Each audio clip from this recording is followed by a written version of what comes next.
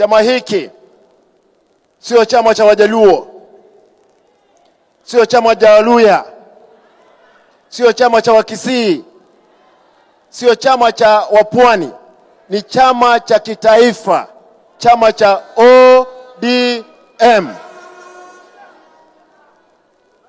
Na sisi tutashirikiana vile baba Raila Amolo alikuwa anasema.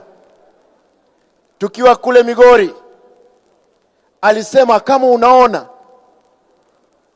Mheshimiwa Joe, Oparanya, Simba, hao wengine wote, chama hachezi kufa. Na sisi tutahakikisha na ninyi nyote kwamba chama kimesimama imara. Wana ODM, mko tayari? Mko tayari? Niseme kitu cha tatu. Niseme nisiseme? Niseme nisiseme? Najua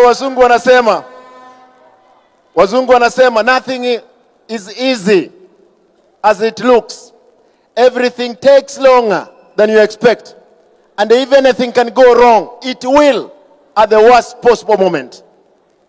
For us, we will make it in this struggle.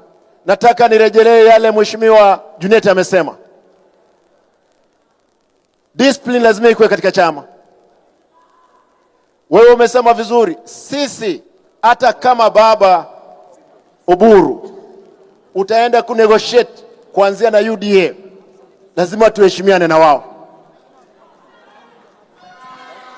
Eneo zetu zote ambazo ni wana ODM wakiguza tunabambuka.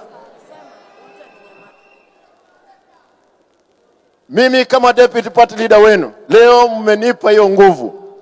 Nitahakikisha mahali mzee Oburu hawezi fika, mimi na Swamad na mama Wanga tunakuja kwa hizo region zote, tukae tuongee mambo ya chama. Wacha nione Western, mko hapa ndani, mnakaribisha sisi kule Pwani, mnakaribisha sisi. Nyanza unajua ni nyumbani. Nyanza mko tayari? Nairobi je? Eneo zote za nchi tutakanyaga kuhakikisha kwamba chama kimedumishwa. Mwisho nataka niseme hivi. Unajua Mheshimiwa Ntimama the late alisema tutakanyagana kwa chama, tukanyagane. Wale wa kuanguka wanaanguka nje, wale wanasimama. Chama hiki lazima tutakitunza kwa vyovyote vile.